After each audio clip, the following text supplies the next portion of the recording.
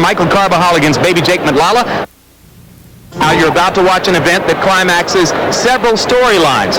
The story of the ultimate dead-end kid, Johnny Tapia, who survived the murder of his mother in childhood and a 3-year suspension due to cocaine to get back to this plateau.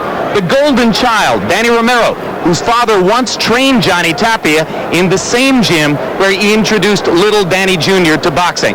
And the story of the city of Albuquerque, where there is so much passion attached to this fight that it was regarded as unsafe for Albuquerque to host its biggest sports event in years.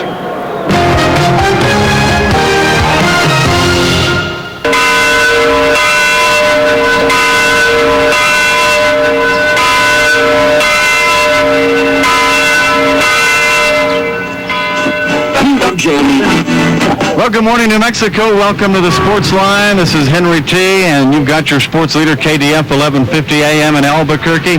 We've got a big fight coming up in the near future. Johnny Tapia, Danny Romero. What does this fight mean to you? Well, as a citizen, I would have loved to see it here. As a chief of police, I think I'm kind of glad it's going to be in Vegas. And I think that there would be troubles if it was here in Albuquerque. Albuquerque fans are pretty rowdy. They like to, you get to see as many fights in the stands as you do up in the ring. If it were here, and unfortunately it's not, I think we could fill University Arena, which would seat almost 20,000 for boxing. I really believe it could be filled or very close to it. Danny Romero said no. You know, I wanted it to be the biggest fight of my life, to have it in Albuquerque, to give to the rich and the poor people in Albuquerque to see the fight. Trying not to have the fight in Albuquerque and stuff like that. That had nothing to do with me. I think that made it out bigger than what it was, and I was a little upset about it because that's my hometown. That's where I live. My life has been hard. I lost my mom at an early age. My daddy died too. And then I lived with 6 sisters and brothers. I was the youngest one. It was just rough, tough. I miss her every day, every minute. I hug everybody just to get that same feeling, to show the hug. I enjoy hugging people. And I miss hugging. I miss my mom hugging me. A lot of it I block out and I don't remember a lot of things. Virginia Tapia died violently, stabbed multiple times behind a bar one night. Johnny never knew his father, and that left him to be raised by his grandparents. And Johnny cited this as a reason for his anger. I believe it's also a reason for maybe a lack of self-esteem that he can only find in boxing or through drugs. He died twice. Well, our first year and a half together, he was always missing. I was always going to police stations, filing reports. Each time I fight, I think of him, hurting my mom. It's not the right way of going, but when I know somebody really wants to try to take me out, I focus it. I get the heart of the tiger when the war comes in. What Johnny Tapia lost in his mother, he found in his wife Teresa, who gave him his last chance at dignity. He was locked up in jail at the time, and he was confined to his little cell. And he said, the way he described it to me, he was looking out the window and he was seeing all these people passing by, and he'd call me up, and I didn't want anything to do with him. My life was going on with or without him, and he knew at that time it was without him. He felt that if he didn't get out of that jail, and also he was in there for 3 months, he stayed clean. So he knew that if he could stay clean in there, well, then there was a chance for him and for us. If Tapia is driven by the love he's missed, Danny Romero's fuel is the love he's gotten every day from his dad. I don't want no kid to see the bottom because there's too much to go up for. Why see the bottom? I mean, that's not what makes you a better person. There's morals and there's right ways of doing things. Winning, yes, is everything, but doing it the right way is another. I think if you put that all in one, it's satisfactory all the way around. And with the family and the way he's taught me and the way we just vibe together, we do it the right way. We do it our way. I remember Danny at the Police Athletic League the day his dad brought him in the gym to register him. He was 8 years old. He was adorable. And I remember his dad said, my son wants to box, and he wants to box for Pal. And so he started coming in then. He learned so easy and so well. I think it was the commitment he had to the sport. He knew as an 8-year-old that he wanted to be a boxer. Romero, come back. He does come back. I've been boxing since I was 5 years old. I don't think anybody wakes up at 5 years old and wants to become a boxer. It's in the blood. God gives certain talents. Obviously, mine's a talent for beating up people.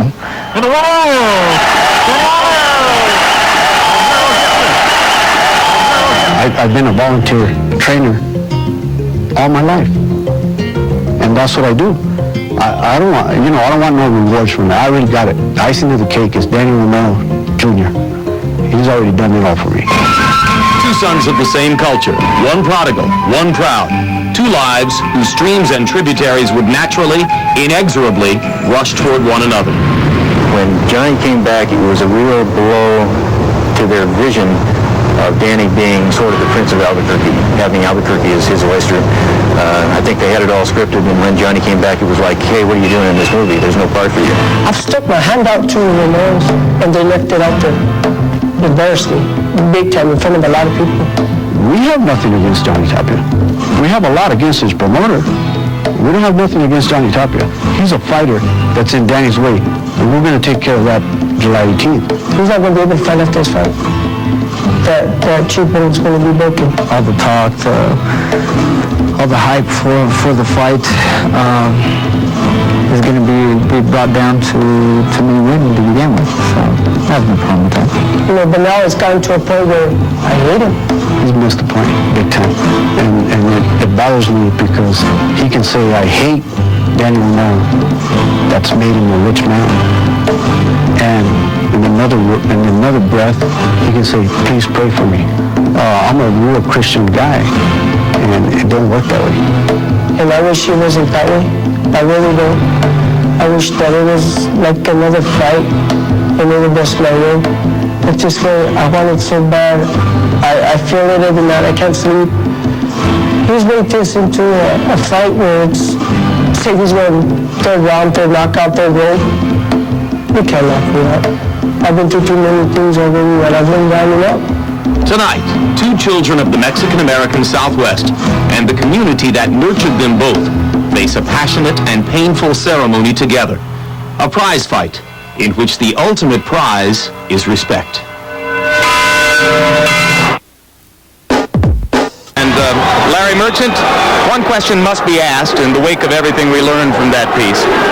Why is it that Johnny Tapia, who has struggled with drugs and the law through much of his childhood and adult life, seems to have more of a fan following in New Mexico than Danny Romero, who has walked the straight and narrow to an apparently exemplary life?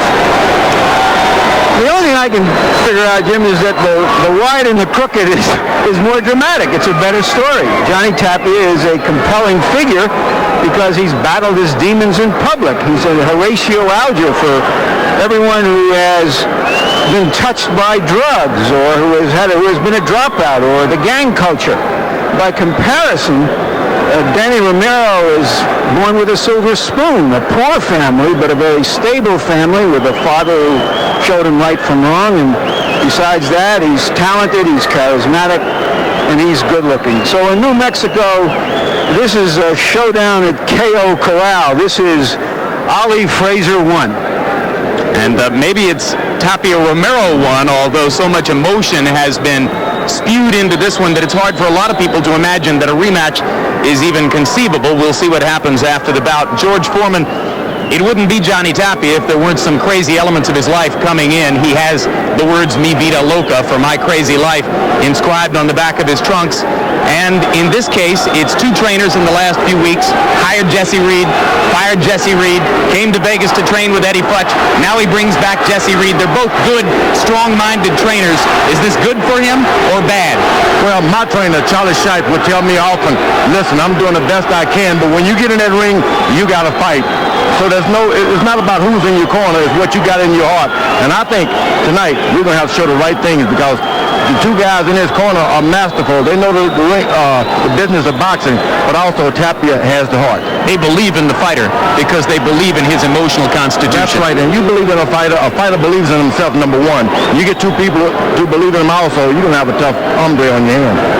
Alrighty, so let's go to the tail of the tape now between Johnny Tapia and Danny Romero. Both of them weighed in yesterday at 114, 1 pound under the limit. Tonight, as they arrived at the Thomas & Mack Center, Tapia up to 121, Romero up to 124. Romero with a 2-inch reach advantage, 7 years younger, and in the eyes of most boxing experts, perhaps with a natural edge in punching power. Punch stat numbers, Larry. Let's see how active they are, and you can see that Romero throws more punches, lands more punches. Tapia is underrated as a boxer. Jabs, you can see that they both throw a lot, don't land a lot. It's not a key weapon, but Romero does use it to set up his power. Rules of the bout with the fight judge and pharmacist, Harold Letterman. The Johnny Tapia-Danny Romero fight is scheduled for Harold, here comes Danny Romero.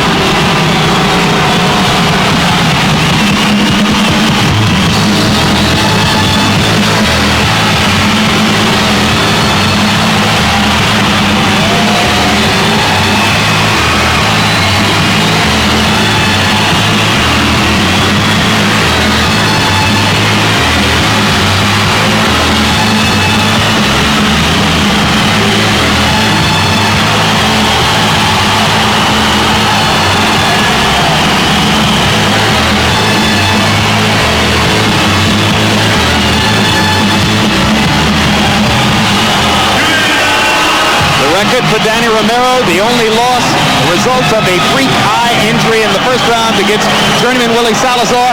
Because of the 27 knockouts in his 30 wins, One Boxing magazine calls him the hardest puncher pound for pound in the sport. That includes you, George. I thought you weren't going to say. And here comes Johnny Tapia.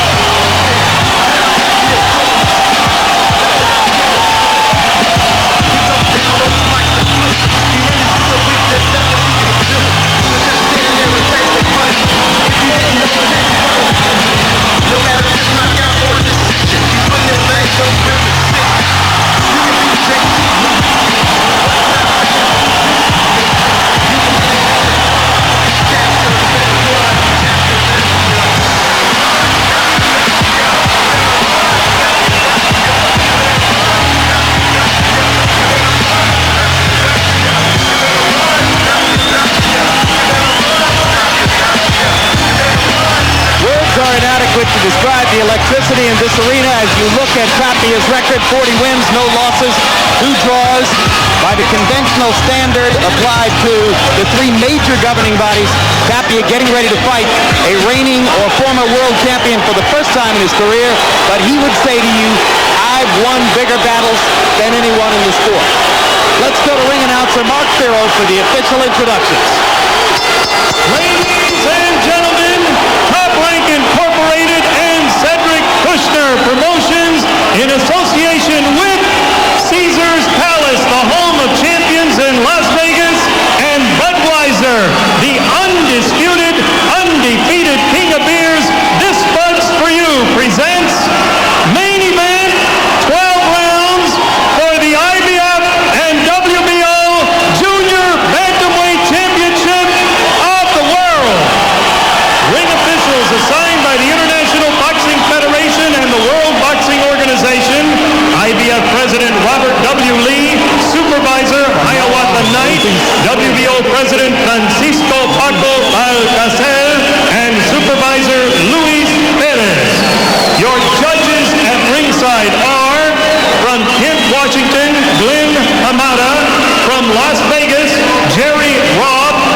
from Providence, Rhode Island, Dr. Clark Sammartino. Your referee for this event from Las Vegas, Nevada, Mitch Halpern. And now, ladies and gentlemen, here are the principals first. In the blue corner to my right, wearing the black trunks and gold accessories, he weighs in at 114 pounds. His professional record, 40 victories without a defeat, 2 draws, and 24 wins coming by way of knockout. He hails from Albuquerque, New Mexico, the WBO Super Flyweight Champion of the World, Johnny Mi Vida Loca Tapia.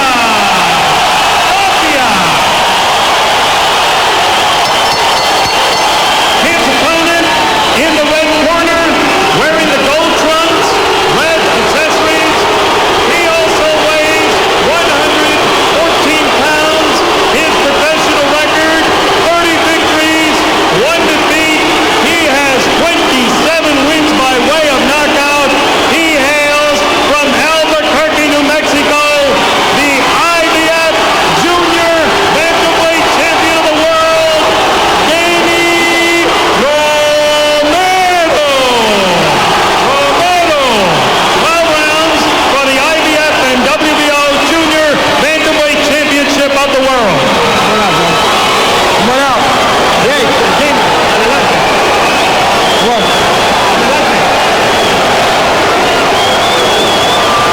This will be a clean fight. Protect yourself at all times and obey my commands at all times. Any questions? Touch gloves. Come on, touch it. Let's go. Gloves are too high. Jim, I've often used the expression that boxing is the theater of the unexpected.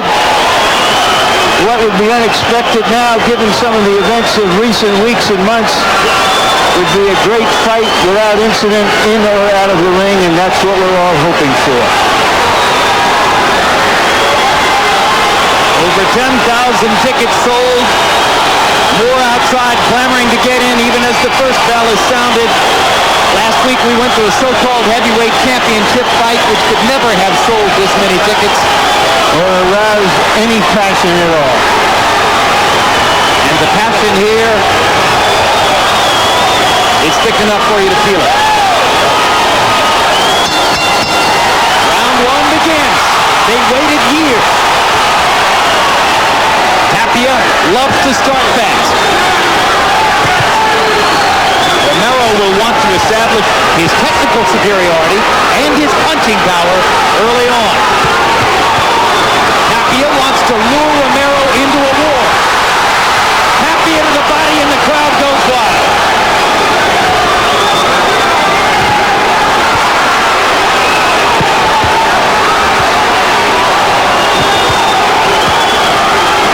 Every punch has mean intentions. Every punch is meant to hurt the opponent here. Yeah, it's going to take a round or two before these guys actually get into what they really do. Crowd chanting, Johnny, Johnny, Johnny. The Tapia followers in this crowd are over the top with excitement. And in that sense, they mirror the mood of the fighter. His trainers only hope they can control his overwhelming passion for this task.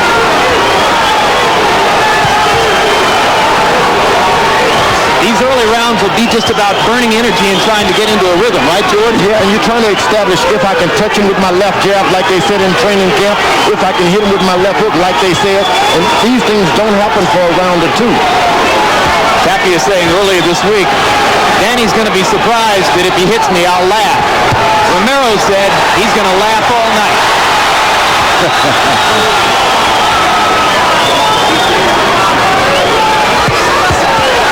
Tapia digging to the body with 2 left hooks and smiling as Romero lands a counter left.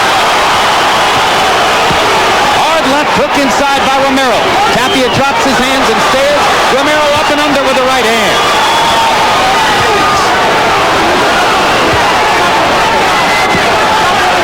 Solid blows landed early by both fighters.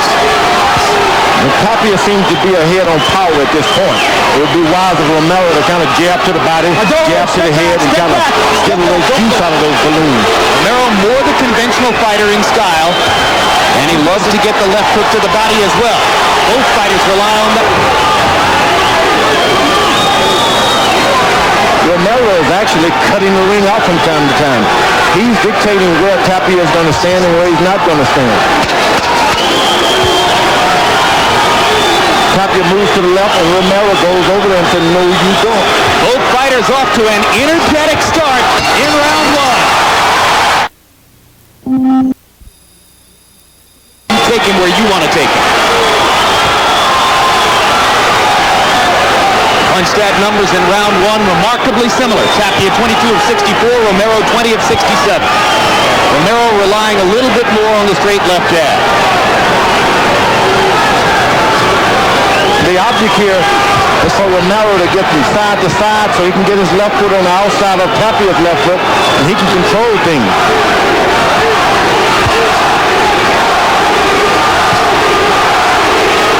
Romero doing a good job of keeping his hands up. Tapia looking to dig to the body underneath those high hands of Romero.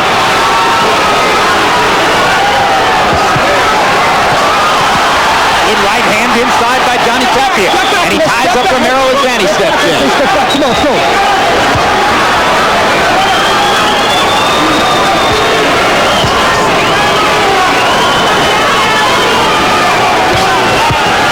Romero does a lot of bouncing left and right, but he gives not 1 ounce to Tapia for his moving back after he punches him. He establishes, I am the aggressor in a funny kind of way. So far, the fight has taken place at center ring. Neither man has gone to the ropes yet. They exchange punches in the center of the ring. Again, Johnny Tapia lands a hard left hook, and Tapia pumping to the body in the clinch.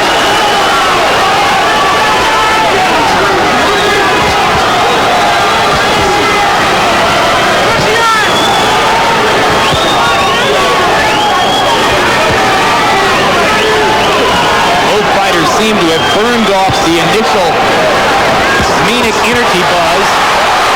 They're settling into a groove, and Johnny Tapia is proving surprisingly effective inside with counter body shots. Danny Romero trying to score up top with power. As a matter of fact, Tapia is doing only counter punching at this point. He's waiting till Romero does something, then he counters. Strictly counter punching. Tapia investing more in the body in these early rounds. Right hand was blocked by Romero.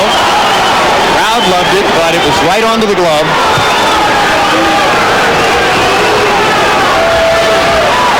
Romero knows exactly what he's doing with these feints.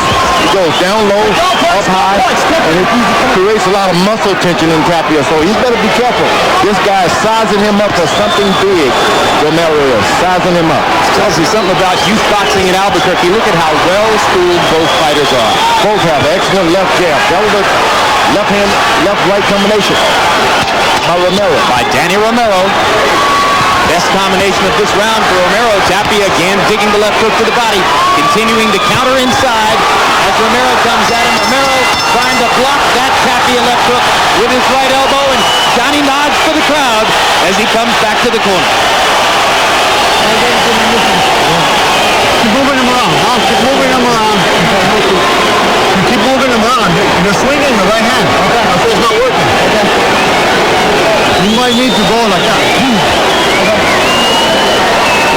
Keep moving him around, huh? He's already starting to step down. Yeah. Keep 2 steps on him, huh?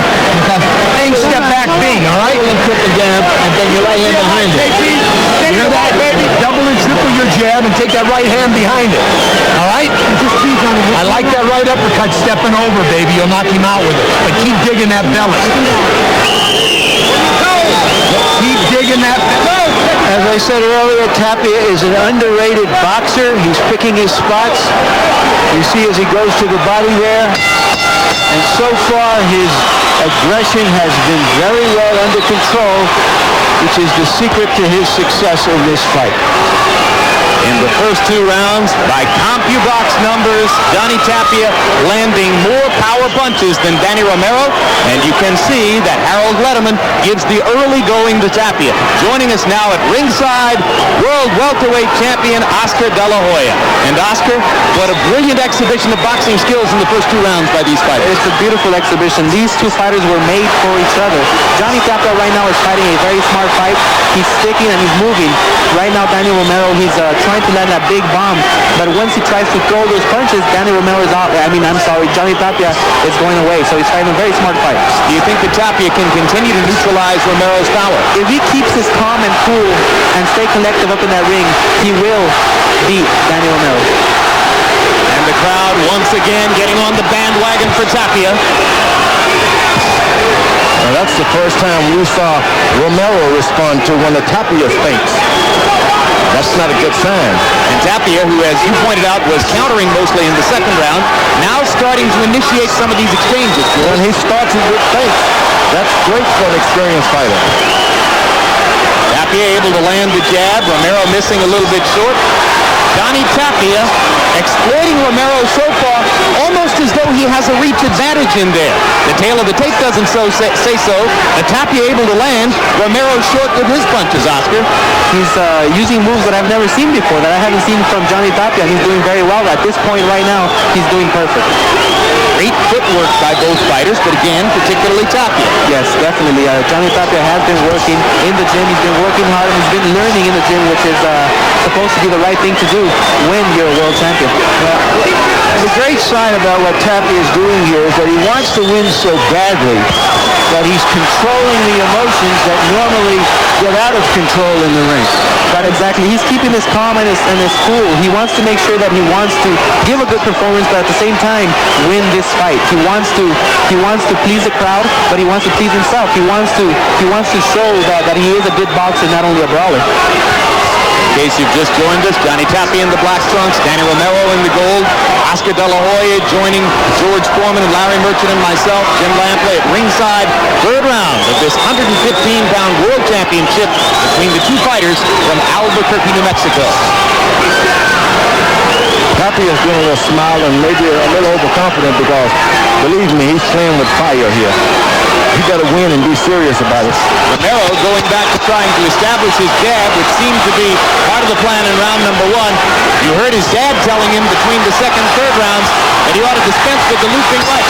Tapia lands a hard right-hand counter as the 3rd round comes to a close and celebrates by leaping into the air. Too excited at the beginning of the fight and that has to wear off? Well, you feel excited because you want to please the crowd, your hometown crowd. You know, Albuquerque right here is in the house and he's trying to please the crowd. But after a few rounds, after the maybe 5th, 6th round, he'll try to slow it down and try to focus on his game plan, try to win this fight. Hey, how about this crowd, Oscar? You got a huge reception and you were introduced at ringside before the fight. This is as energizing a crowd as we've heard in a long time. Every time I go to Albuquerque, the crowd is just amazing. I mean, I feel that they love me over there, and it's a beautiful crowd. You ought to fight there sometime. One day we will.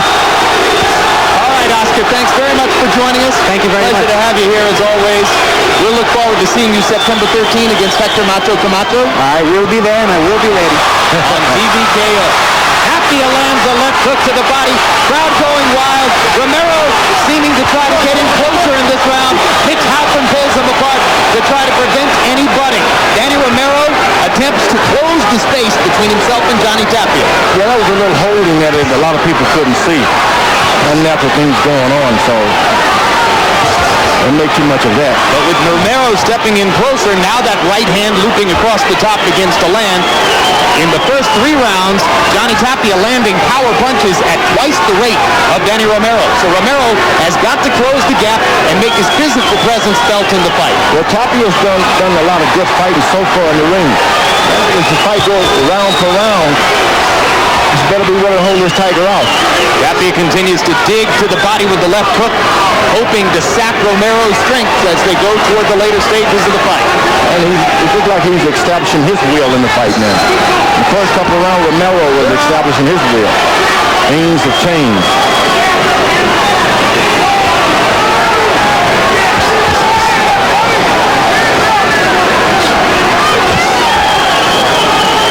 into a corner with a young fighter, 23-year-old, and you tell him, listen, the fighter's won in the first couple of rounds. Get ready and pull this thing out. Keep it up, man. Keep it up.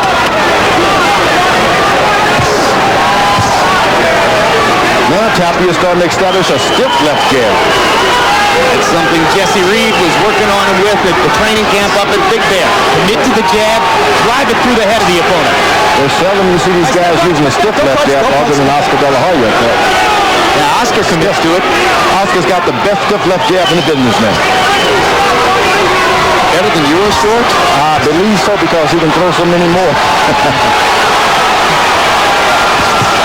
Hard right hand across the top by Tapia. He's been remarkably effective in landing power punches, and he digs to the body one more time. Tapia taunting Romero for the benefit of the largely pro-Johnny Tapia crowd. Step back, step back, step back to six. Very important to Tapia not to be moved backward. Right hand after the bell by Tapia. Warning number 1 from Mitch Halpern. Slightly better round for Romero in round number 4. Landed 8 of 21 power shots, trying to make his physical presence felt in the fight. Jesse Reed tried to inspire Tapia by telling him the story of a very intense rivalry he was associated with when two fighters had the same girlfriend. He said if a fighter who was under control won the fight. Who got the girl? That was Bruce Curry against Monroe Brooks in Fort Worth many years ago. Harold Letterman, how'd you have it through the first 4? Jim, let me tell you, I think Johnny Tapia's controlling this fight. I think he's winning on ring generalship. He's getting off first, goes moves to the side and killing Romero.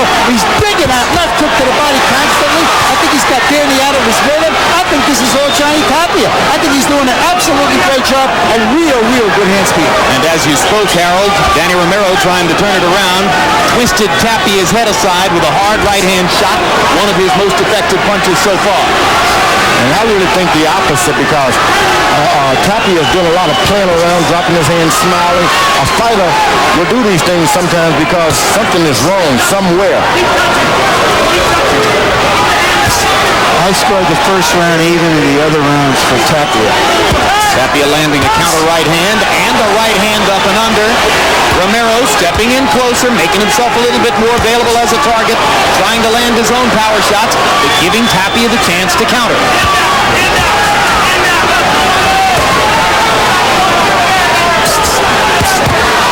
Right hand by Romero. Best punch of the fight. These are Romero's best moments the last 30 seconds. Saw him bob up out of that crouch and land the right hand. Now Tapia goes backward to get away from another looping right. Tapia comes back to the body, lands low. Halpern didn't see it. Romero corner told him not to swing the right hand over.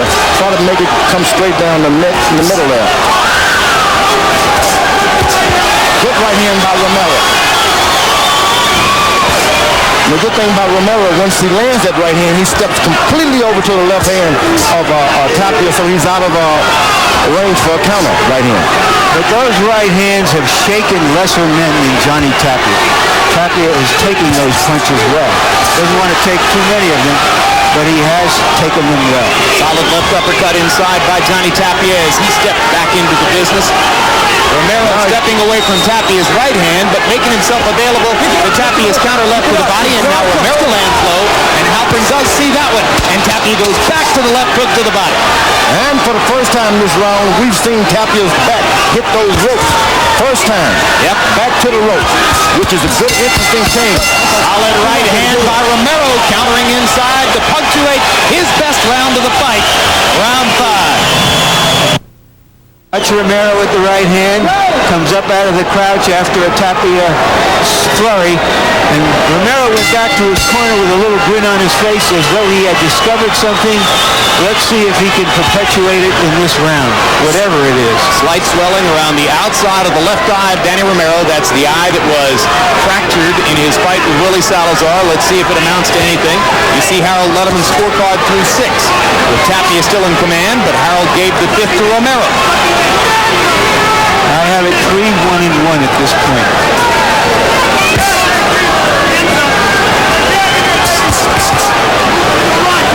Romero blocking those thrusts right hand again by Romero. He's found something with that counter right hand, And it's going home every time. but he had to step in closer to make it work. He finally did that in the fourth and fifth. And he's found out, too, he doesn't have to have the power on it that he had in the first couple of rounds. Take the power out, you get the connection. Do it real quick. Head movement and foot movement ballet there. The two fighters showing you their skills and command of the ring.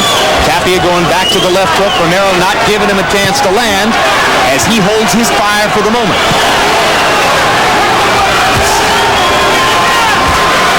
Romero went back to the jab to the body like his corner told him. This is the first jab to the body he tried. Now he's going to the body. Things change quickly when she starts those combinations to the body. Romero is doing good now. Right and left to the body by Romero in combination. Tapia trying to come back, hoping to reestablish his jab. Romero out jabbing him for the moment. Tapia going into a little bit of a trough of inactivity here, and Danny Romero getting a chance to command. And with those younger, faster guys, you don't want to get behind and start trying to catch them with left jabs. And that's what Tapia is having to do now. Most of the time you're going to miss. So momentum seeming to shift subtly in the bout now. Early rounds appeared to belong to Tapia. Romero landing more and more power shots like that and gaining the favor of more and more of the crowd. Romero blocking those shots by Tapia. Johnny hadn't been able to do much here in round 6. Left hook upstairs. Romero is trying his best to make Tapia get on those ropes, show some frustration. That's where he doesn't want to be. Make him touch it. And he's hitting him with left hooks for the first time this round.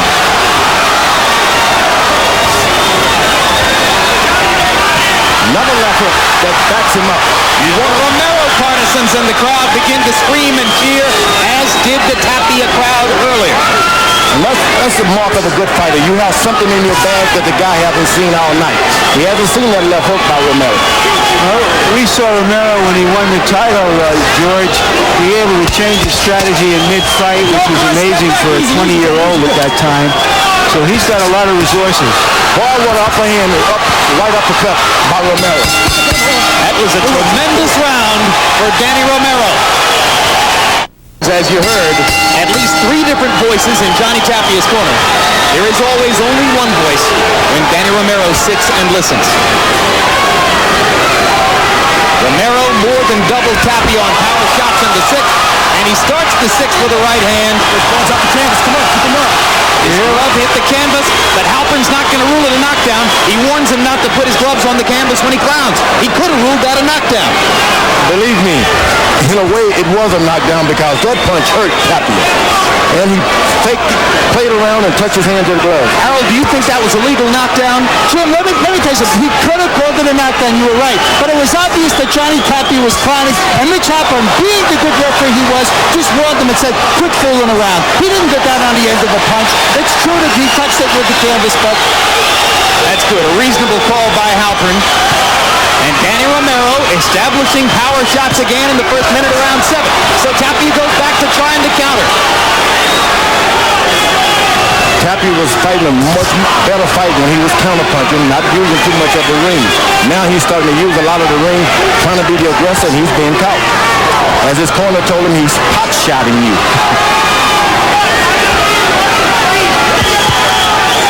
As Romero lands more, Tapia throws less. That was the pattern in the last round. Now Tapia finally gets to Romero's body with the right hand and hopes that can help him reestablish momentum. You heard Eddie Futch telling Tapia, go back to the jab, double jab, and then double hook. And that stiff jab that he has is really effective. Come back first. You okay? Headbutt.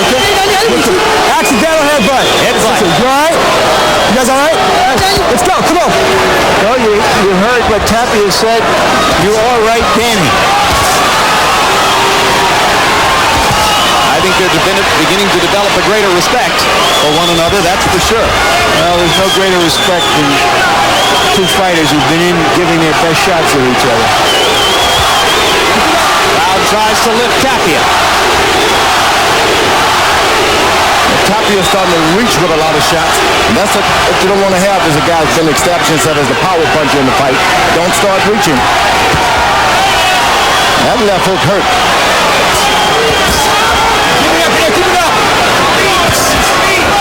Ebb and flow. Shifting tides of fortune in Las Vegas. Early part of the fight belonged to Tapia. Romero has established himself in the middle rounds. Johnny Tapia trying to come back against that now. And Romero goes right back with that left jab in the middle of the stomach. That hurts when it happens to you in the 6th and 7th round of a boxing match. And he's able to come back up with a stiff jab because of that. Romero outthrowing and outlanding Tapia during this portion of the fight. Johnny beginning to build momentum in the second half of this round as he tries to seize back the initiative that he had early. Hard right hand inside by Tapia. Tapia dropping his hands a little bit, and that's part of what's giving Romero his opportunities. Accidental butt. All right. Keep him up. I get it. I'll get it. I just want to get the blood out of here. He's backing him up. You don't like that? Back him up and start digging the body and the head. And use double the jab, too. Use your jab. Hey, I saw a roll with the right hand. Try to. Come on, keep doing it. When he throws that looping right hand, roll down, look where you are, and crack him. No, hit him. Okay. Get close, it's hitting. Okay. But from far, it's not. Okay? You gotta throw those punches fast and don't let him get off, huh? Okay. But side to side, side to side. Okay. Constant pressure, but side to side. There was early in the round. Tapia got cracked, started to clown, came close to costing himself a knockdown. From above.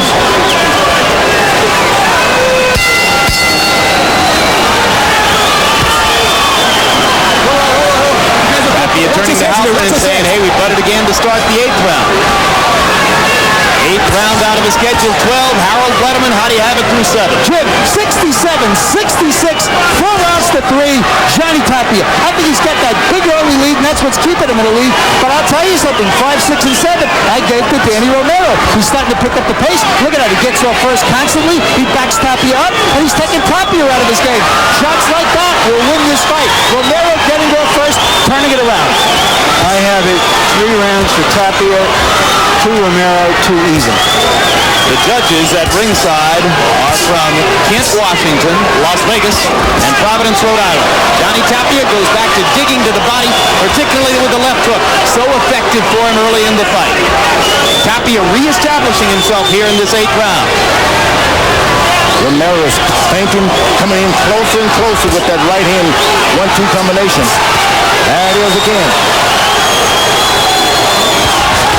Keep it up, man, keep it up. So with counter right hands, Romero has cut down on the fusillade of Tapia left hooks. You know something? And the closer he gets, the better he is.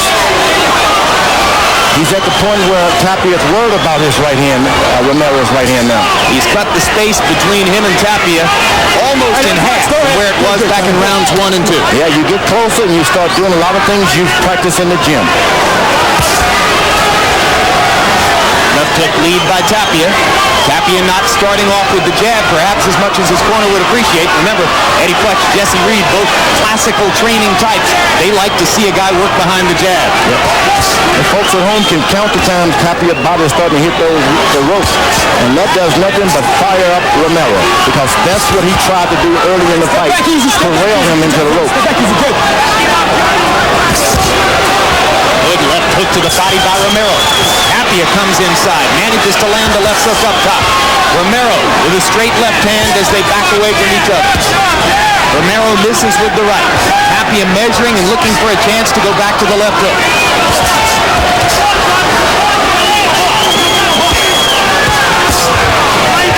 These fighters are working. Tapia beginning to tire.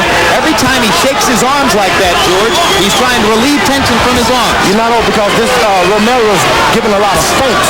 Feints give you more muscle tension than actually punches. Set him up, Tighten up all night, you don't know what to do. Hard right hand by Romero. Tapia landing to the body.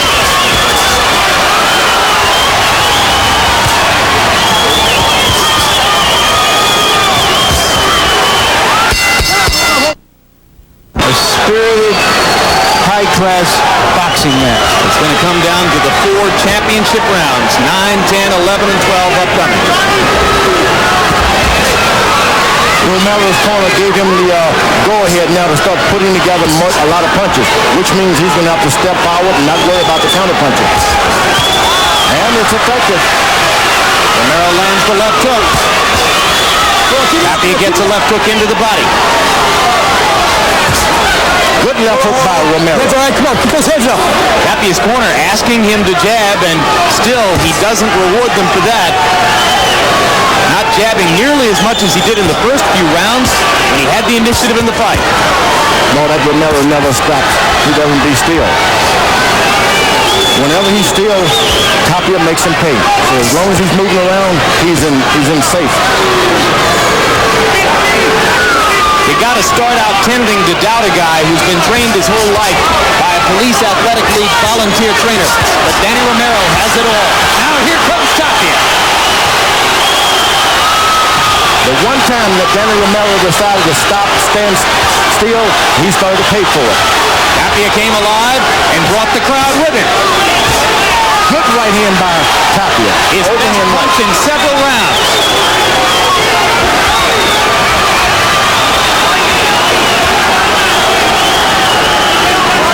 No matter what he does, Romero is right back into his face, up and down.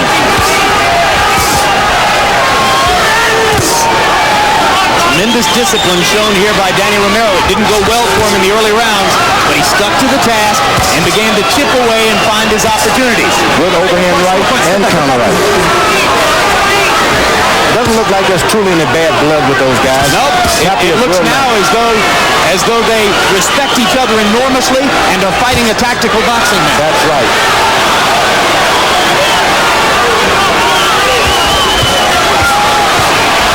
What Romero is starting to do now is making Tapia get his feet crossed together. Johnny showed his sportsmanship there. Had a chance to load Romero over when Danny was in an awkward position, and he held his punches back because he knew it would be unfair.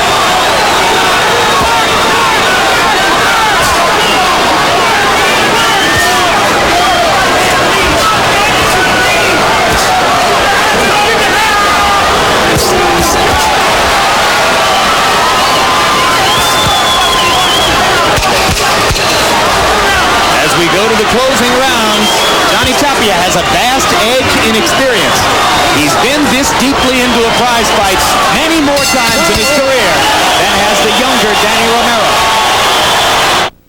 Go in the Battle of Albuquerque, and it's either man's fight, or at least you have to suspect that's the case as they go to the championship rounds.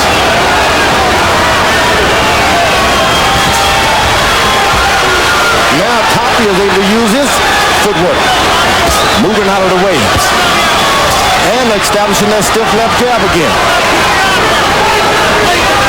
Harold, you've got it 87-84 for Johnny Tapia. Jim, I thought he had 2 good rounds in 8-9. He boxed beautifully. Getting off first, he had Romero bleeding. He was landing, the good solid punches, and he kept Romero off balance, and Romero was missing a lot. I thought Johnny Tapia surged into the lead in rounds 8 and 9. I have Tapia ahead by a point. I think it's either man's fight going down the stretch, George, don't you? Yeah, Romero started to pull away, and then all of a sudden Tapia got a second win, and he started getting advice like, you're looking good. Play with him. This is what you want to tell a professional fighter. You want to give him too much advice. And once that corner started clicking like that, and you got a stiff jab, you can do anything you want. Fascinating in the unpredictable life of Johnny Tapia. 3 weeks ago, he fired Jesse Reed. Tonight, Reed is the primary voice in his corner.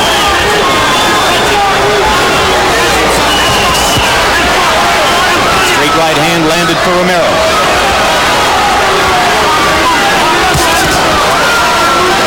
Another headbutt. In that corner. Both fighters hurting from this butt. No blood, apparently. That's accidental also, okay? No cuts, all right? You okay? Accidental blood. You okay? No blood on Romero. Come on. No blood visible on Tapia.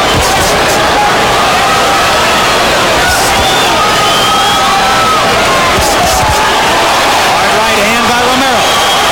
Tapia stands up and backs away. Okay, step back in the right his hands, come on.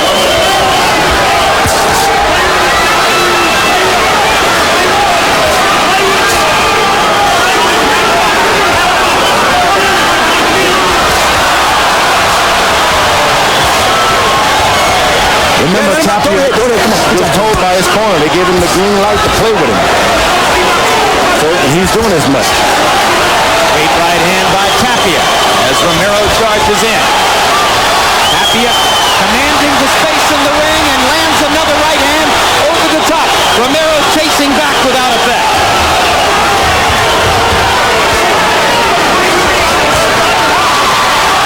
Romero going back to the jab.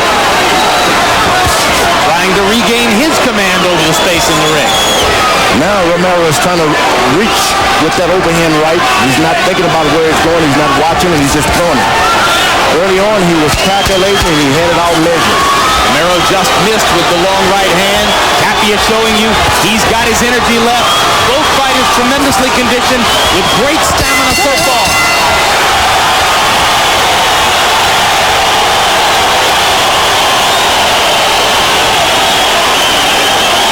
There you saw them, their heads collide, tough hombres. Neither one came out with a cut. Think about those headbutts. They hurt a lot more than a punch. They sting and sting and sting. Ouch. Throw him down the middle. You're starting to open up too much.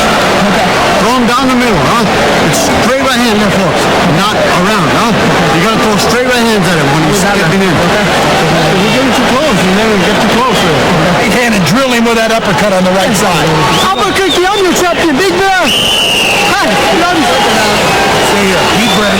Johnny, have fun with it. Have fun with it, son. Have fun with it.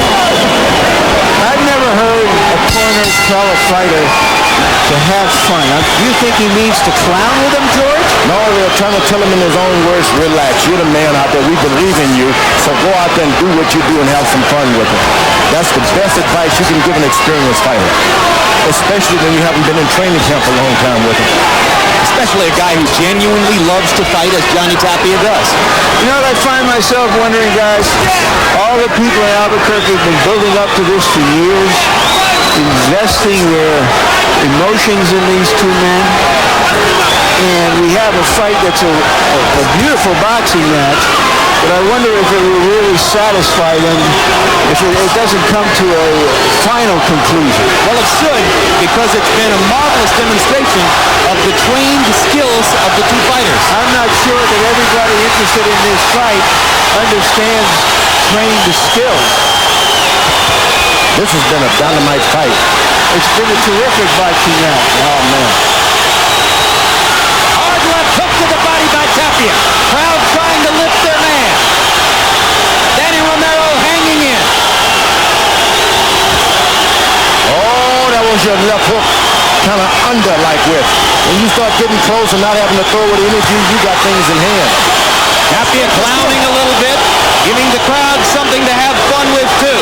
Not only that, you're fighting a young boy. You got to do a lot of things in there to make him think something. Romero has a round and a half. He may need to do something dramatic to pull this fight out, which means at least a knockdown.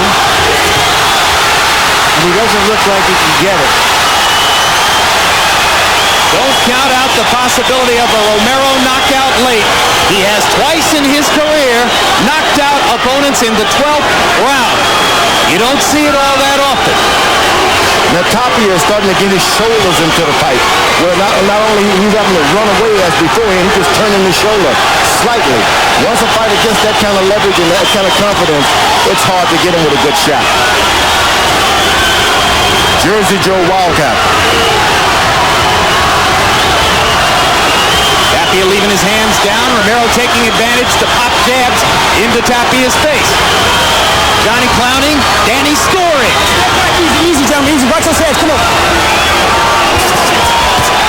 Now Tapia lands a left hook and a straight right hand. And Romero comes back with a counter left.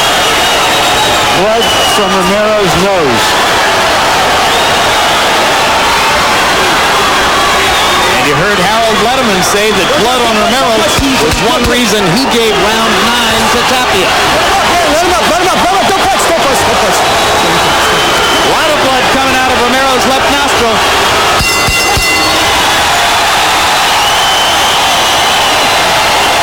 Tapia trying to give Romero a hug as he went back to his corner at the end of round 11. Romero in a special field view room just like this one. Travel costs and spending money too. We'll even throw in some bits and bites. It's a different way to see the ball game from Bits and Bites, the snack where every handful is different. In 3 minutes, a decision can determine a winner here. But neither man is a loser tonight. They gave the world of boxing something to wait for, and they made it worth waiting for. Harold Letterman, your score through 11. Jim, 107, 102, 8 rounds to 3. Johnny Tapia. I think he's boxing beautifully. He's putting on a clinic side to side, keeping Romero off balance with that left jab. He looks terrific with that jab. I'm telling you, he's beating him. I have Tapia ahead in a much closer fight. Tapia's charisma, not an inconsiderable factor down the stretch. We saw what happened to Pernell Whitaker here when he clowned in the last round against Oscar De La Hoya and got dissed by the judges. Of course, little did Pernell know that he had already lost the fight on the 3 judges' scorecards. Tapia clowning here. Let's see if it'll hurt him. Clowning, you don't get points for clowning and putting on a show. They want to land, you need to land some punches. And if this fight is close at all, Romero has pulled it out in this round, if it has taken that. More than half the round still to go. Romero looking to land that one clean shot that might put Tapia in trouble. Neither man has really been stunned in the fight. It has been, as Larry pointed out, a tactical boxing match all the way. In one sense, Jim, both men have so much invested in this that they're almost afraid to lose. And that's why the fight has gone this way. Neither one wants to lose big. I don't know if they've let it all hang out the way Romero is right here through much of this fight. Romero has got a chance now. If you want to win this thing, he should, while the other guy's clowning, go after it. But despite all the clowning here in the 12th round, Let's go. You can. the whole course of the bout, I think you could make a strong argument that Johnny Tapia has fought the most disciplined, controlled, balletic 12 rounds of his career. Well, you remember, Jim, before the fight I said he is an underrated boxer. He has boxing skills, but he tends to lose it during fights, and here he's maintained his poise and his control. 30 seconds left in the Battle of Albuquerque. All of New Mexico now rises to await the final decision. Boy, I wouldn't want to be a judge of this fight.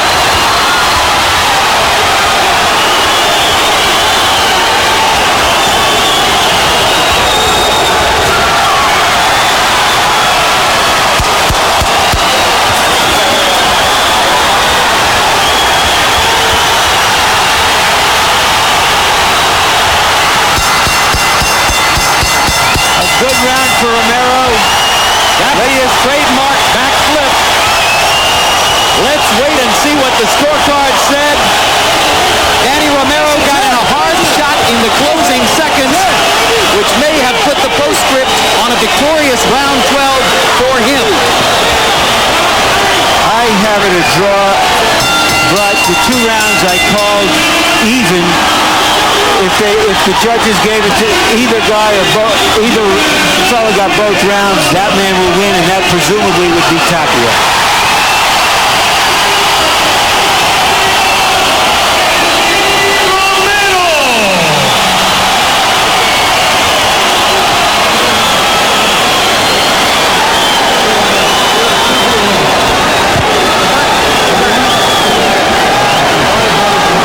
People thought it would never go the full 12. But it did.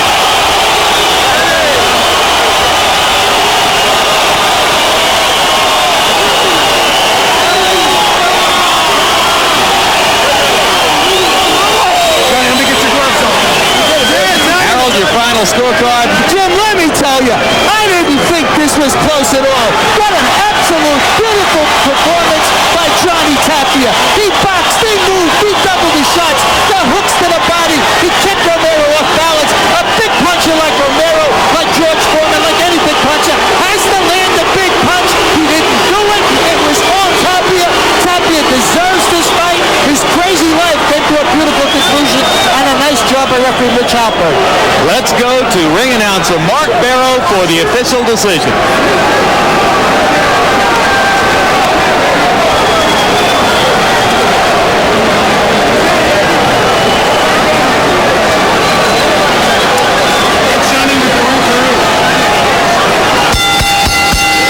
Ladies and gentlemen, here is the decision of the judges at ringside.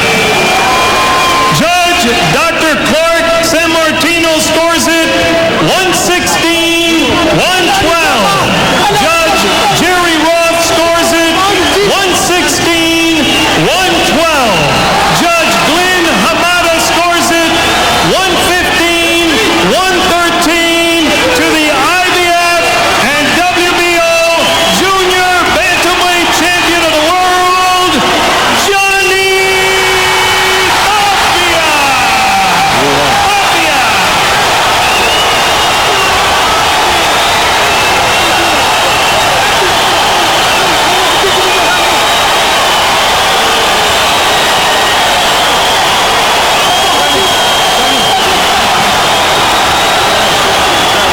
Well, George Foreman, the spirituality of this moment can't escape a guy like you. Johnny Tapia has been all the way down, and now he's all the way up. In the boxing world. He's accomplished in life what he's accomplished in boxing. But let me tell you this, there was no true loser tonight. Nope. These guys both fought as winners. Each could have went home with that decision, and I would have been... It was a brilliant, brilliant display of boxing skills by both fighters.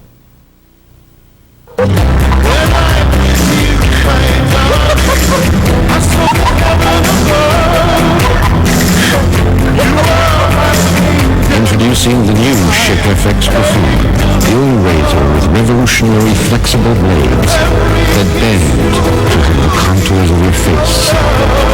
For a closeness you'll want to share. The new Schick FX Performer with flexible blades. Nothing gets you closer.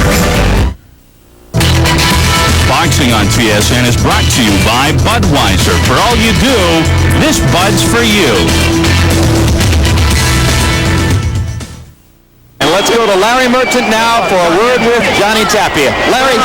Thank you very much, Jim. Congratulations, Johnny. Congratulations, Johnny. You seem overcome. What does this mean to you? First of all, don't stop me. Jesus Christ, he gets his victory, but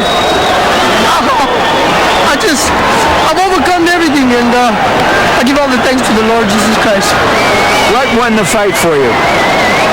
Style, different movements. I have a good team on my side. I just listened to our game plan and I did it. Have you ever fought such a disciplined fight from start to finish? And did you think you needed that to beat Romero? I just did a lot of good things today. I had power, strength, and air, and I refused to go down. I refused to lose, and whatever he hit me with, it was not going to hurt me. I noticed after the fight, while you were hugging your wife Teresa, that you took a look over there to Danny Romero's corner. What were you thinking? You know, everything's done, said, you know. Let bygones be bygones. Let me live my life. He lives his life. He's a great fighter, and he's still a champion in my heart because he held his title for a while. Do you feel somehow purged of all of the hard feelings that had built up for so long? We made it bigger than ever. And the best man won, and I kept it like that. You said before the fight that...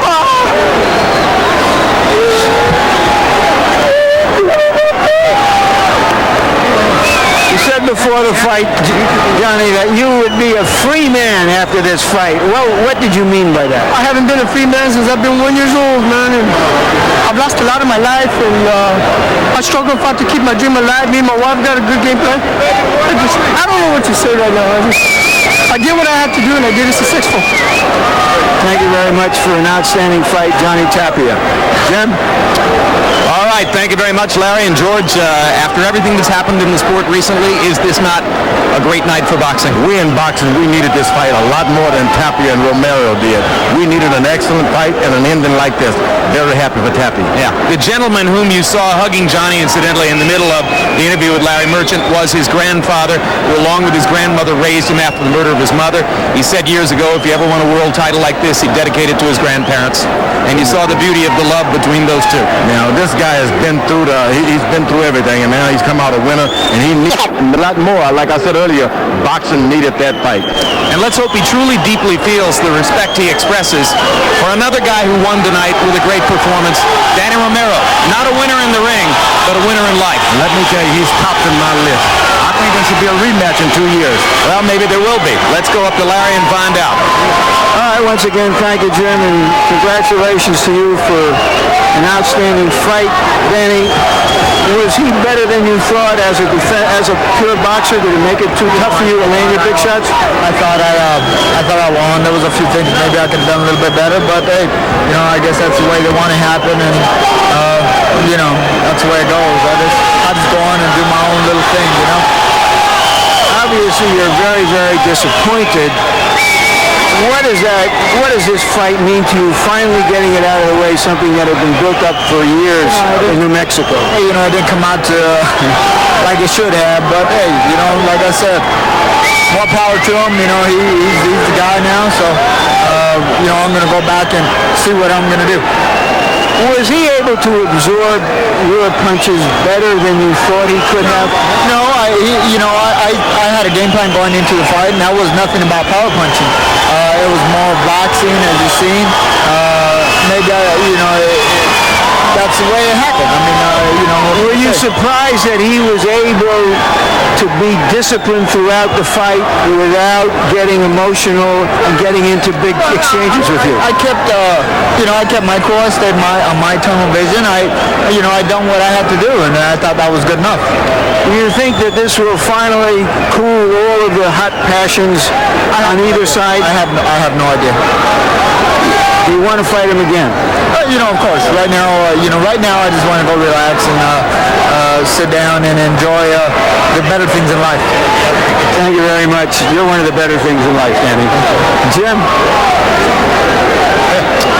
All righty. Well, the words of Danny Romero, obviously disappointed almost beyond verbal expression, and given all of the build-up and the circumstances we described before the fight, no more bitter pill to swallow than a defeat in a fight like this. He doesn't believe he lost, and that's what you want a 23-year-old good fighter to believe. Hey, they took it from me. Next time he can do better. Mm-hmm. Next time he'll have to begin imposing his will on Johnny earlier in the fight, because it would appear, and looking at the scorecards confirms it, he allowed Tapia to get out to a big lead and never really caught it. Tapia's got a lot of experience. He had two guys in his corner I didn't think would make a difference, but they did make a difference. They showed him what to do, when to do it, and they gave him the freedom to really operate. That's right. An assist to Eddie Futch and Jesse Reed, showing you the class that they bring to training. All right, Charlie, you saw that. Thank you very much, George. Pleasure as always to be with you. Larry Merchant, we waited a long time, and we got something that I think could be put into the time capsule as an exhibition not of violent passion and fury, but of boxing skill. And controlled aggression. The theater of the unexpected finally happened in a very positive way here tonight. It's wall-to-wall tonight. Two heavyweight co-features, including Larry Holmes, plus a Just for Starters, squeezing in the 4-round fight to get another look at undefeated 20-year-old sensation Omar Shiga. He's swept to 6 straight wins, wants to move up to 6 rounds, but after his last fight, it might not matter how many rounds they're scheduled.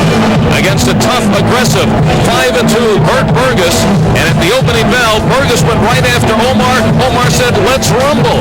32 seconds later, it was over. Shiga airing it out. And again tonight, there'll be a whole lot of Shiga going on, and that's Just for Starters. Live from the theater at the Mecca Boxing, Madison Square Garden in New York City. Boxing